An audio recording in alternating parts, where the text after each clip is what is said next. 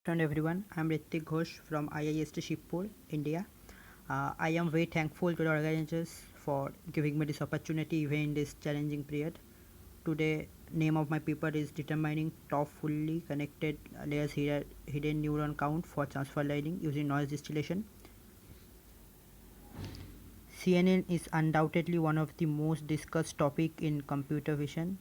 It is fast, accurate, and have real-time user-friendly properties like transition invariance. Image classifying CNN took a lot of time and resource to train, so choosing the best CNN architecture as fast as possible is always important. Deep CNN image classifier is mainly made of convolutional feature extractor part and a fully connected dense layer part. Here the feature extractor part used is transfer learning enabled VJJ16 and VJ19 using noise distillation. This study proposed an innovative way to determine the optimal number of hidden neuron in dense layer that would make the CNN low memory consuming and more accurate in less time comparing to the traditional way. Noise distillation was first proposed to apply in deep neural network was on 2015. It was primarily considered as neural network compression algorithm, but it has innovative applications too. Noise distillation is transferring the knowledge of a pretend teacher network to a small student network. In this way, uh, after images going through feature extractor is taken out, then the dense layer with different number of hidden layers are tested on it, that is the student accuracy here, and the whole CNN is also tested with different hidden neuron numbers. This is the main model accuracy or teacher model accuracy. Our study tries to correlate this student accuracy and main accuracy, also keeping a track of time taken in those tests. While the traditional approaches of image classification performed well in handcrafted segmented images but not usable in real life applications.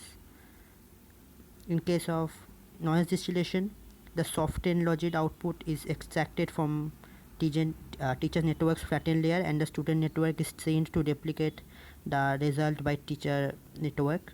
This knowledge is often called dark knowledge. Why noise distillation will work so well is also a well discussed topic. Different studies tries to answer this question in their various theories or ways. Some of them are mentioned here as well. Dataset we used here for the study is a collection of chest X-ray images divided into three classes: normal X-rays, pneumonia affected X-rays, COVID-19 affected X-rays. Normal X-rays were 1583, pneumonia X-rays were 4273, COVID X-ray images were 262 in numbers. The dataset is acquired from two different sources and also cited here.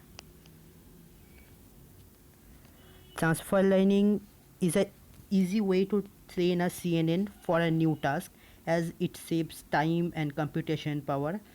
Our feature extractor VJ16 and VJ19 here are trained over the famous ImageNet dataset. That weights are used. VJG is a famous and successful pyramid-like CNN introduced in 2015. VJG architecture has 5 stack layers. Every stack contains convolution layers followed by uh, max pooling layers, and the number of convolution layers are 2 to 4 for different stacks. After that, a flattened layer is applied upon the last max pooling layer. Then a fully connected layer with constant number of hidden neurons is attached, followed by a 20% dropout layer, and in the end we apply the softmax layers, and the whole model is compiled using Adam optimizer.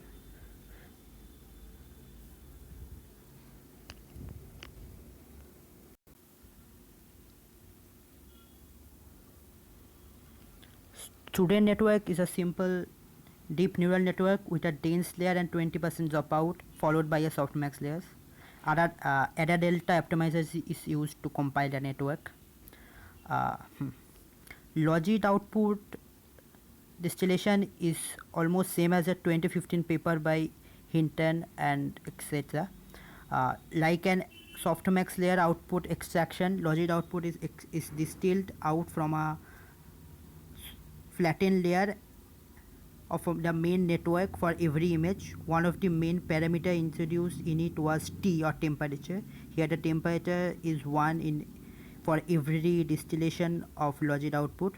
T has ability to change the properties of the logit output, timed as soft output and hard output.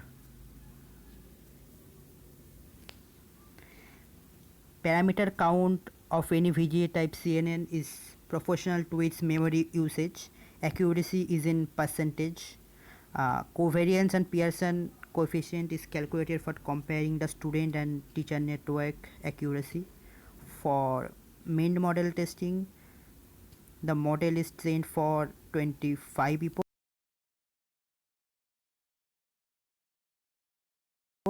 Each number of hidden neuron count. Testing with VGG16 feature extractor with 11 different number of hidden neurons is in fully connected layers took almost 44 minutes more and 36 minutes more for VGG19 type of feature extractor.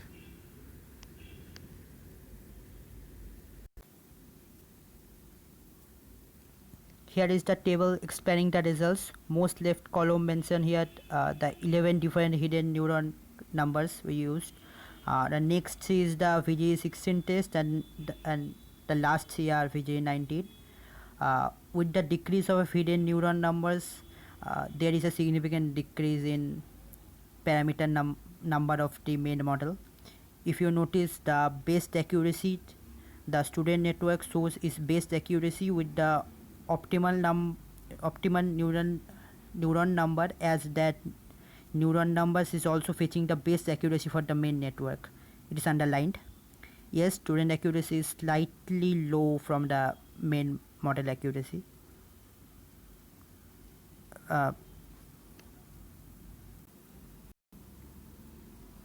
This graph represents the main model accuracy versus the student model accuracy for VGG16. We can observe how they are tend to follow nearly the same curve. The red one is the test accuracy of the main and the blue one is the student accuracy. And the same graph for VGG19 feature extractor test. The correlation between main model and student model accuracy is significant.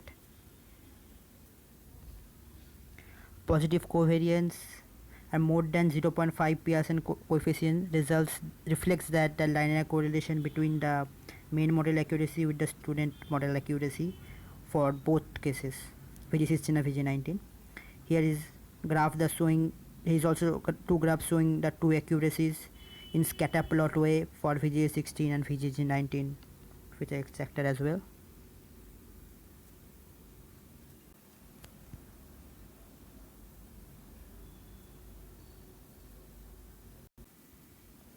Yes, to distill the knowledge or logit output, there should be a pretend network, but it could be any network.